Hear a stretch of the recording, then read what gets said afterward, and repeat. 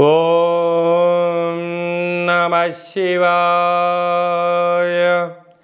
ఓం నమో నారాయణాయ.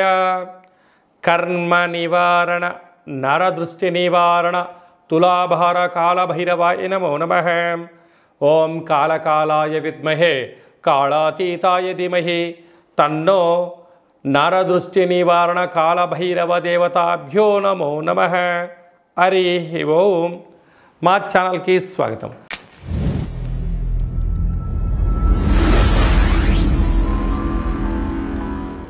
చూస్తున్న వీక్షకులకు ప్రేక్షకులకు ప్రియ కాళభైరవ భగవద్బంధులకి స్వాగతం పలుకుతూ మమ్మల్ని ఎంతగానో ఆదరిస్తూ ఉండబడినటువంటి ప్రియ సోదర సోదరీమణులకు జ్యోతిష్య అభిమానులకు సనాతన ధర్మ సంరక్షకులకు అందరికీ కూడా ఆదివారం అమావాస్య, అందులో అరుదైనటువంటి పుష్యమీ నక్షత్రంతో కూడుకున్నటువంటి అమావాస్య, ఆషాఢ మాసంలో అమావాస్య అవ్వడం వలన చాలా అరుదుగా కొన్ని సంవత్సరాల తర్వాత వచ్చేటువంటి అమావాస్య కావడం వలన ఈ అమావాస్య రోజు మనం ఎలాంటి విధులను పాటించాలి, అతీంద్రియమైనటువంటి అమావాస్య శక్తిని మనం ఎలా పొందాలో ఈ వీడియోలో సవివరంగా సంపూర్ణంగా తెలుసుకుందాం.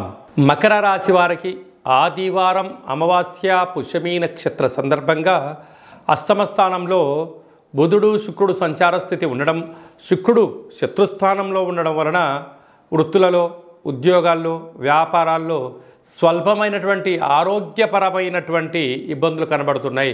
మీ ఫోన్లు, ల్యాప్టాప్లు, బంగారు ఆభరణాలు, ప్లాటినం లాంటి వస్తువులు, బ్యాంకు యొక్క లావాదేవీలు, ఓటీపీలు దొంగలించబడేటువంటి పరిస్థితి అధికంగా ఉంటుంది.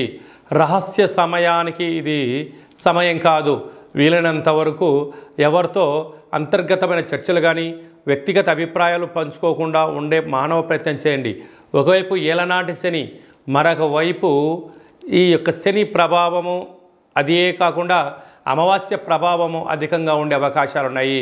తెల్ల జిల్లేడు వృక్షం దగ్గర దీపం పెట్టండి. తెల్లటి వస్త్రాలను, తెల్లటి ఆహారాన్ని, తెల్లటి పాలను దానం చేయండి. అద్భుతమైన యోగం మీ సొంతం అవుతుంది. ఆదివారం అమావాస్య, అందులో విశేషమైనటువంటిది ఆషాఢ మాసంలో అమావాస్య, పుష్యమీ నక్షత్రంతో కూడుకున్నటువంటి అమావాస్య కనుక ఆదివారం అమావాస్య వస్తేనే యోగులకు, సాధకులకు సాధన చేసి అంతరిక్షంలో ఉండబడినటువంటి సకల శక్తిని సంపాదించి నరదృష్టిని, శత్రు ప్రభావాలు తొలగించడం కోసం వ్యాపార ఆకర్షణ, విద్యాకర్షణ, ఉద్యోగాకర్షణ, సకల ఆకర్షణ శక్తి ఎలా పొందాలో ఆ రోజు మనం చేస్తున్న చిన్న సాధన, చిన్న సూర్య నమస్కారం, తులసి కోటలో నీళ్ళు, పితృదేవతలకు అంటే గతించినటువంటి వారికి ఒక ముద్దను వారికి ఏర్పాటు చేయడం, తర్పణం వదిలిపెట్టుకోవడం, గోమాతకు ఆహారం ఏర్పాటు చేయడం, అలాగే చిన్న చిన్న విధి విధానం వలన అద్భుతమైన శక్తి కలుగుతుందని చెప్పి మనం గమనించాలి. ఆదివారం అమావాస్య, అందులో ఈసారి పుష్యమీ నక్షత్రంతో కూడుకున్న అమావాస్య అవ్వడం వల్ల రవి పుషార్క యోగము, అర్కము అనగా తెల్ల జిల్లేడు యొక్క వృక్షము ఆదివారం రోజు పుష్యమీ నక్షత్రం రోజు రావడం వలన మనం తెల్ల జిల్లేడు వృక్షం దగ్గర దీపం పెట్టడం, శక్తి కలిగితే, ఓపిక కలిగితే ఆ వేరును తీసుకొచ్చి తెచ్చి సింధూరం పూసి ఇంట్లో పెట్టుకోవడం వలన మనకు భావితరాల 7 తరాల వారికి అద్భుతమైన యోగం కలుగుతుందని చెప్పి మనం గమనించగలగాలి.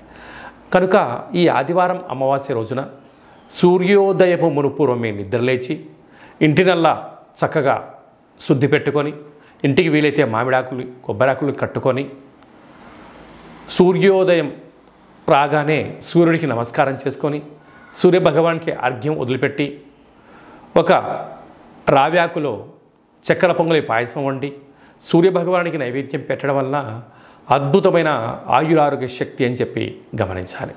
అలాగనే ఇంటికి, వాహనాలకు, ఫ్యాక్టరీలకు, కర్మాగారాలకు ఒక ఎర్రటి గుమ్మడికాయను దిష్టి తీసి పగలగొట్టడం, బూడిది గుమ్మడికాయను పూజించి కట్టుకోవడం, ఇంట్లో లేక ఫ్యాక్టరీలో 8 వైపులా నిమ్మకాయల్ని కట్ చేసి పసుపు కుంకుమ అద్ది పెట్టడం, ఇంటి మధ్యలో ఒక చారెడు ఉప్పును పోసి గాజు గ్లాసులో పెట్టి అందులో నీళ్లు పోసి ఆ ఉప్పు కరిగిన తర్వాత ఈ నీటిని ఇంట్లో ప్రోక్షణ చేసి బయట చల్లడం వలన నరదృష్టి, శత్రు ప్రభావాలు తొలగిపోతాయని చెప్పి గమనించాలి. ఇంకా కాకపోతే ఒక్కొక్కరి యొక్క పేరు పైన ఒక్కొక్కరి యొక్క జాతకరీత్యా ఏమేం చేసుకోవాలో మనం విరివిరిగా తెలుసుకుందాం. ఇంకనూ మనము విజయం సాధించగలగాలి అన్నట్లయితే ఈ యొక్క పాత్ర కంచు పాత్ర. రాసులు 12 ఎలా ఉంటాయో 12 రాసులను ఇందులో అచ్చు వేయడం జరుగుతుంటుంది. ఈ పాత్రను మనం గృహంలో ఉంచుకొని ప్రతిరోజు ఉదయం పూజ చేసిన తదనంతరము, సాయం సంధ్యాకాల సమయంలో దీపం వెలిగించిన తదనంతరము ఈ యొక్క సాఫ్ట్గా ఉండబడిన కర్రను ఇటువైపు పట్టుకొని ఇలాగ చిన్నగా శబ్దం చేసినట్లయితే ఓంకార శబ్దం రావడం జరుగుతుంది. ఈ యొక్క పాత్ర స్వర్ణాకర్షణ కాళభైరవ అక్షయ పాత్ర అంటారు.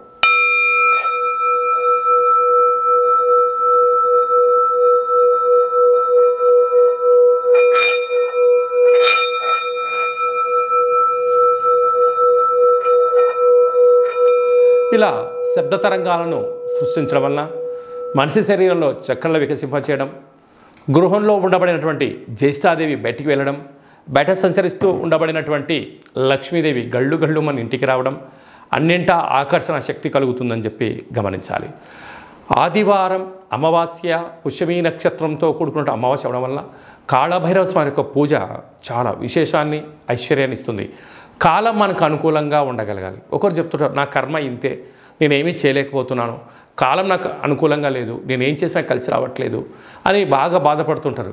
వారందరూ కూడా ఇలాంటి అమావాస్య రోజున ఒక ఎర్రటి గుమ్మడికాయను తెచ్చి సగ భాగాన్ని కట్ చేసి పూజామందిరంలో కానీ ఇంటిలో ఈశాన్యం వైపు కానీ ఫ్యాక్టరీలో కానీ ఎక్కడైనా కానీ ఒక అష్టదళ పద్మాన్ని వేసి అందులో 3 దోశల ఉప్పును పోసి ఈ సగ భాగాన్ని కట్ చేసినటువంటి గుమ్మడికాయను ఒక దాంట్లో మరొకటి పెట్టి పసుపును పూసి 8 వైపులా తూర్పు, ఆగ్నేయ, దక్షిణ, నైరుతి, పశ్చిమ, వాయువ్య, ఈశాన్య దిగ్భాగం వైపు 8 ఒత్తులు వేసి నువ్వుల నూనెను వేసి అందులో నవధాన్యాలను వేసి దీపం వెలిగించినట్లయితే దీన్ని కాళభైరవ స్వామివారి యొక్క అఖండ గండ దీప మహోత్సవం అంటారు, కూష్మాండ దీపము అంటారు.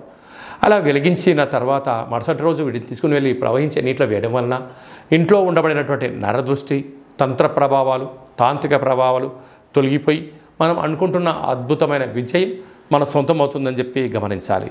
అలాగనే మీ వ్యక్తిగత జాతకం తెలుసుకోవాలనుకుంటున్నారా? మీ యొక్క పేరు, పుట్టినటువంటి తేదీ, నెల, సంవత్సరం, సమయం వ్రాసి పంపించినట్లయితే మీ యొక్క సంపూర్ణమైన జాతకాన్ని రాసి 100 సంవత్సరాల జాతకం రాసి పంపించి మీరు పుట్టినప్పుడు గ్రహ గమనాలు ఎలా ఉన్నాయి, ప్రస్తుతం ఎలా ఉంటున్నాయి, రాబోయే కాలం ఎలా ఉండబోతున్నాయో సవివరంగా సంపూర్ణంగా తెలియజేయడం జరుగుతుంది. అలాగే చాలామందికి డేటా ఆఫ్ బర్త్లో లేనటువంటి వారికి మీ పేరు యొక్క మొదటి అక్షరాన్ని అనుసరిస్తూ రాశిని తెలియచేస్తూ గ్రహ గమనాలు గ్రహచార రీత్యా ఎలా ఉన్నాయో తెలియచేస్తూ రమణ శాస్త్రం ద్వారా అనగా గవళ ద్వారా భూత భవిష్యత్ వర్తమానాన్ని కాళభైరవ ఉపాసన చేత తెలియజేయడం జరుగుతుంటుంది. అలాగనే మీ అబ్బాయికి కానీ అమ్మాయికి కానీ వివాహం కావడం లేదా, జాతకంలో ఎలాంటి యోగాలు ఉన్నాయి, ఎలాంటి దోషాలు ఉన్నాయి, ఎలాంటి వధువు వరుడిని వివాహం చేసుకుంటే వీరికి అద్భుతమైన యోగం కలుగుతుందో తెలియచేయడం జరుగుతుంటుంది. అలాగా వివాహ పొంతన చూడడం మన యొక్క దేవాలయంలో ప్రత్యేకత. గతంలో వివాహం చేసుకున్న దంపతులు తరచుగా గొడవ పడడం, విడిపోవడం, పోలీస్ స్టేషన్లు అనడం, కోర్టు సమస్యలతో బాధపడుతున్నారా? మీ యొక్క పేరు, డేట్ ఆఫ్ బర్త్ వాటిని పంపించగలిగినట్లయితే జాతకంలో చిన్న చిన్న మార్పుల చేత అద్భుతమైన విజయానికి మిమ్మల్ని ముందుకు తీసుకెళ్ళి పార్వతీ పరమేశ్వరులు ఎలా 10 కాలాలు కలిసి ఉంటున్నారో మీరు ఉండడానికి అనేక సలహాలు సూచనలు కూడా ఇవ్వడం జరుగుతుంటుంది. చాలామందికి కాళభైరవ మంత్ర ఉపదేశం ఎక్కడ తీసుకోవాలి, సాధన ఎలా చేయాలి అనుకుంటున్న వారి దగ్గర కూడా మన దేవాలయంలో చేయడం జరుగుతుంటుంది. మీ అబ్బాయికి కానీ అమ్మాయికి కానీ చిన్నపిల్లలు పుట్టినట్లయితే వాళ్ళు పుట్టినటువంటి రోజు, తిథి, వారము, నక్షత్రం సందర్భంగా ఎలాంటి పేర్లు పెట్టుకోవాలో కూడా తెలియజేయడం జరుగుతుంది. కనుక ఈ ఆదివారం అమావాస్య రోజున కాళభైరవ స్వామికి స్మరణ, ధ్యానము, జపము, తర్పణము, దానము, కుక్కకు ఆహారం వండి పెట్టడం, పక్షిరాజా వారికి అనగా కాకికి ఆహారాన్ని పెట్టడం, మద్యాన్ని పొయ్యడం వలన సకల మృత్యు అపమృత్యు దోషాలు తొలగిపోతాయని చెప్పి గమనించాలి. కనుక మీ వ్యక్తిగత జాతకం కొరకైనా కాళభైరవ హోమం గురించి అయినా ఈ కేంద్రంలో సంప్రదించి అపాయింట్మెంట్ తీసుకొని సంప్రదించగలరు. అందరికీ సర్వత్రా శుభం జయం లాభం జరగాలని కోరుకుంటూ ఆశీర్వచనం. ఓం కాళకాలాయ విద్మహే కాళాతీతాయ ధీమహి తన్నో శ్రీ నరదృష్టి నివారణ కర్మ నివారణ కాళభైరవ దేవతాభ్యో నమో నమః. సర్వే జనా సుఖినో భవంతు, లోకా సమస్తా సుఖినో భవంతు. సర్వం కాళభైరవ దేవతార్పణమస్తు. హరి ఓం. ఈ వీడియో మీకు నచ్చినట్టయితే లైక్ చేయండి, షేర్ చేయండి, మా ఛానల్ని సబ్స్క్రైబ్ చేసుకోండి. మేము చేస్తున్న ఆధ్యాత్మిక వీడియోలు అందరికన్నా ముందు మీరు చూడాలి అన్నట్లయితే గడ్డ సింబల్ ప్రెస్ చేయని ఆల్ బటన్ కూడా తెలియచేయండి. ఈ భక్తి సమాచారాన్ని భగవద్బంధులకు, మిత్రులకు, హిందూ ధర్మ సంరక్షకులకి, మీరు ఎవరి క్షేమాన్ని కోరుకుంటున్నారో, మీ క్షేమాన్ని ఎవరైతే కోరుకుంటున్నారో వారికి అందజేసి భగవంతుడి యొక్క ఆశీస్సులు పొందగలరు.